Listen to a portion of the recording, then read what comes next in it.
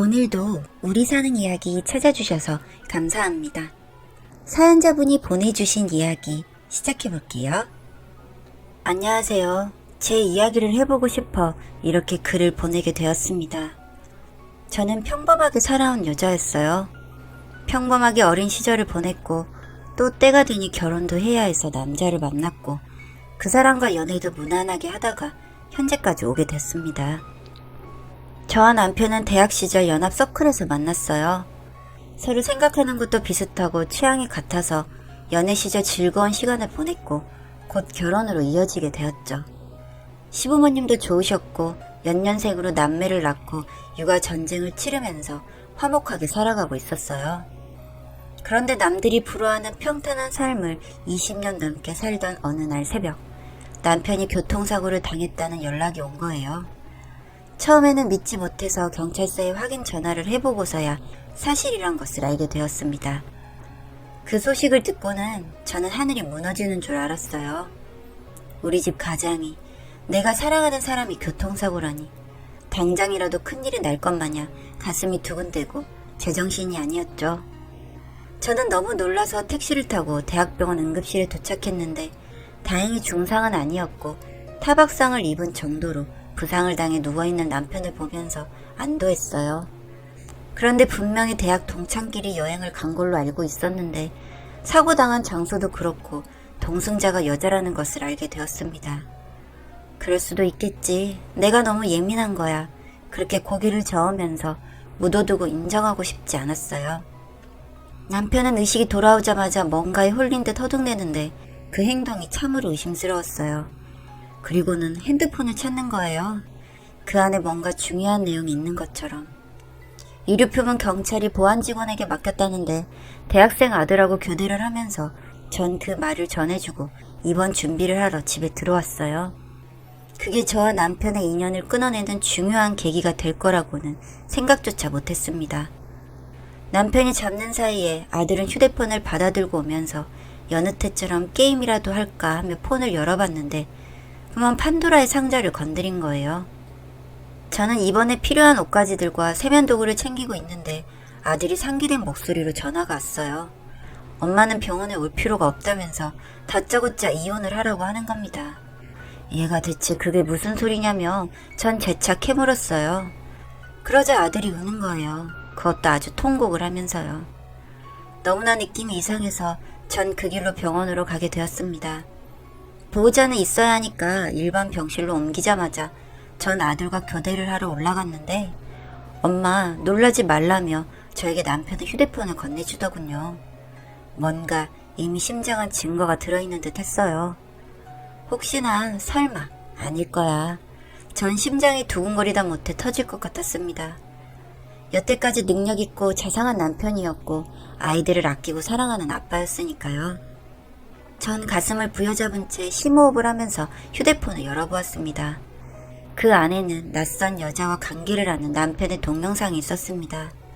소리가 울리다 못해 액정이 터져나갈 정도로 두 사람은 진정 사랑하는 사이 같았습니다. 그리고 그녀가 사고 난 차의 동승자라는 것도 나중에서야 알게 되었습니다. 그 사실을 알고 전 눈물이 쏟아졌고 통곡하듯이 울었어요. 차라리 꿈이었으면 좋겠다는 상상을 했습니다. 사실이라는 것을 믿을 수가 없었거든요. 그동안 남편만을 바라보고 좋은 남편이자 좋은 아빠라며 믿고 살아온 저에게 너무나 큰 배신을 저지른 그 사람. 그 사람을 생각하니 어떻게 제가 울지 않을 수가 있었겠습니까? 그렇게 처음엔 눈물만 났는데 점점 전 너무나 화가 나서 병실에서 자고 있는 남편의 얼굴을 보자 목을 졸라버리고 싶었습니다. 차라리 저만 알고 있었다면 좀 컨트롤이 되었을까요? 저는 이것을 아들도 보았다는 생각이 드니 더욱더 참고 넘어갈 수가 없었습니다. 내 아이에게 이렇게 쓰레기 같은 모습을 보이고 상처를 준 그 인간을 용서할 수가 없었죠. 게다가 그 병원에는 상간녀가 같이 누워 있었으니까요. 이 사실이 저를 더 미치게 만들었습니다. 점점 더 절 미치게 했던 건 그와 평생 꾸려왔던 화목한 가정이 깨지게 된 것과 이미 아이들이 알게 되었다는 것. 그건 제 인생이 박살난 것을 의미했습니다. 더 이상 버틸 수가 없었죠. 남편과 저는 태어나는 날 이혼을 하기로 했고 모든 부동산과 현금, 집까지 제 명의로 하고 몸만 나가는 걸로 합의를 했습니다. 그래도 완전 쓰레기는 아니었는지 그렇게 이혼해주겠다고 하더군요. 외도 사실을 말하며 이혼을 하자고 했을 때 남편은 다리에 골절상을 입어 무릎을 꿇지 못했지만 정말로 죄를 뉘우치는 듯 눈물을 흘리면서 빌었습니다. 다신 이런 일 없을 거라고 하며 빌더군요. 하지만 대부분의 외도를 겪은 가정이 그렇듯 그 영상을 본 후 다시 되돌아가는 건 불가능한 일이었습니다.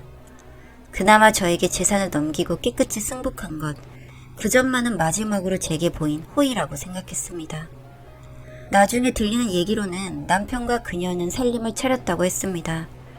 남자 나이 50에 혼자 사는 게 쉽지 않으니 그럴 수도 있다고 넘기긴 했습니다만 속이 쓰리긴 하더군요. 그 소식을 듣고 난 이후에 저와 아이들에게 전 남편은 이미 세상에 없는 사람이 되었습니다. 그렇게 이혼하면서 갖게 된 재산이 있었지만 저와 제 아이들이 앞으로 살아가기 위해서는 그 재산만 믿고 있기엔 불안하고 초조했습니다. 그래서 저는 조그마한 사업을 시작하기로 했어요. 좋은 원두만 쓰는 소규모 카페였는데요. 처음에는 인맥으로 정말 장사가 잘 되었습니다.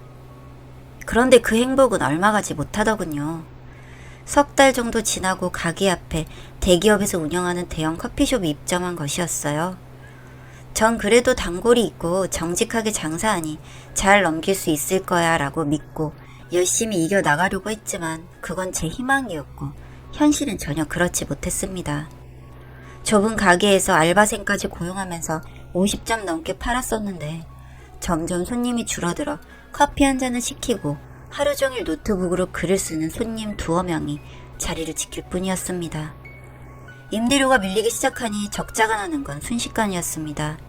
시장 조사도 없이 남편만 믿고 그렇게 사업을 쉽게 시작한 제 자신이 원망스러웠습니다. 너무나 불안하고 초조해서 잠을 이룰 수 없었고 수면제를 먹어도 잠을 못 자서 멍한 상태로 카페에서 졸기 일쑤였죠. 결국 알바생 시급도 주지 못해서 내보내야 했습니다. 바람난 남편에게 보란듯이 성공하고 싶어서 차린 사업이었는데 결국 아파트 대출까지 끌어다 매장에 바치는 형국이었습니다. 55평이었던 집이 33평이 되고 결국 24평 전세금도 모자라 원룸 하나 남기고 폐업을 하고 말았습니다. 그 사이 아들은 군대에 갔고 딸은 우울증 증세가 심해서 자진해서 지방 발령을 받아 내려갔습니다. 저는 사람 인생이 어떻게 이렇게 쉽게 나락에 빠질 수 있나 하늘을 원망했습니다. 같이 살던 남편도 잃고 자식들도 떠나고 도저히 살아갈 희망도 의미도 없었습니다. 저는 짐을 싸서 마지막 여행을 떠나기로 했습니다. 생수 한 병과 세면도구를 챙겨 집을 나섰습니다. 종교도 없던 저는 하늘을 원망하면서 울고 또 울었습니다. 돈이 없어서 끼니도 제대로 잊지 못하고 컵라면과 빵만 먹으면서 그렇게 3박 4일을 보냈습니다. 그러다가 어딘지도 모르는 오지상간 둘레길을 계속 걷다가 정신을 잃었나 봅니다. 이대로 가다간 죽을 것 같은데 도저히 힘이 없어 눈을 뜰 수가 없었습니다. 머리가 아프고 현기증이 심하게 저를 괴롭혔던 것 같아요. 그러다가 누군가에 의해 엎여 편안한 보금자리에 자리를 잡게 되었습니다. 어딘지도 모르고 그저 의식이 희미하게 돌아오는 것 같았습니다. 눈을 뜨고 보니 오두막같이 생긴 황토집 안에 따뜻한 이부자리 위에 제가 누워 있었습니다. 그리고 약수물같이 맑은 물이 대접에 가득 있어 허겁지겁 물을 마셨습니다. 지옥 같은 세월을 살아내다가 청명하고 맑은 물을 마시니 새로 태어나는 것 같았습니다. 배는 허기진 상태였지만 기운을 내어 나가보니 세심하게 지은 펜션이었습니다. 누가 날 여기까지 데리고 왔을까? 전 너무나 궁금했습니다. 여기저기를 둘러보는데 저쪽 멀리서 어떤 백발의 남자가 걸어오는 것이었습니다. 나이는 들었지만 저는 그가 누군지 한눈에 알아볼 수 있었습니다. 바로 애들 아빠, 전 남편이었습니다. 비록 예전에 그 모습은 아니었어도 20년 넘게 살 섞고 살았던 그였습니다. 저는 어떤 의미인지도 모를 눈물을 흘렸습니다. 그렇게 눈물을 흘리고 있는 저에게 그 사람이 다가와 그러더군요. 영서 엄마, 그땐 정말 미안했어. 전 그의 어깨에 기대어 한참을 울었습니다. 반가움인지 실망감인지 패배감인지 도저히 알 수 없는 감정이었습니다. 저 가슴 속 깊이 숨겨있던 서러움까지 토해내며 전 울면서 물었습니다. 왜 여기 있는 거야? 어떻게 살았어요? 그는 술술 이야기를 풀어나가기 시작했습니다. 저와 헤어지고 그 상간녀와는 1년 만에 헤어졌답니다. 재산을 다 넘겨주고 나온 그를 그 여자는 더 이상 남자로 보지 않았다고 했습니다. 그래서 남편 역시 굉장히 후회스럽고 죽고 싶었다고 하더군요.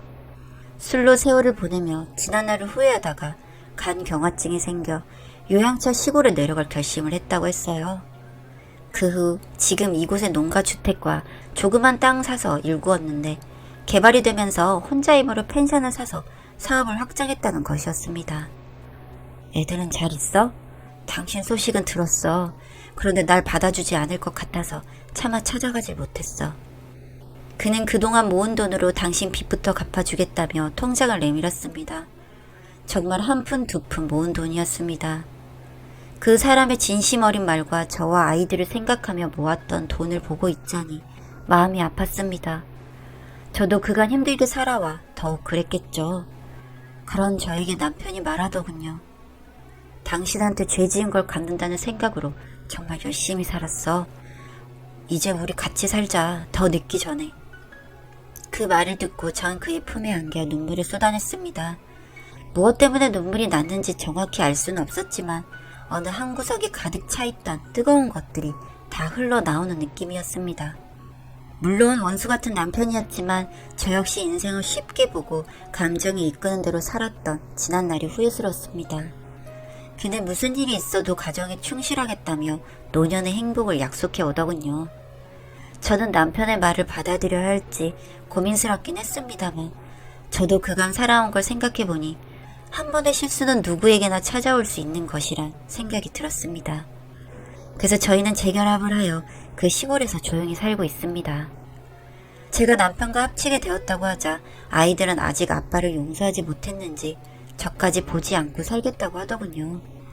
이미 집을 나왔을 때부터 자식들도 더 이상 제 품 안의 자식이 아니란 생각이 들어서인지 그 아이들의 의견도 존중해 주기로 했습니다. 혹시라도 나중에 언젠가는 저희들을 찾아올 것이라 믿습니다. 제 나름 살아오면서 참 힘들었는데 이렇게 이야기로 풀어내어 보니 조금 위로가 되는 듯합니다. 긴 글 읽어주셔서 감사합니다.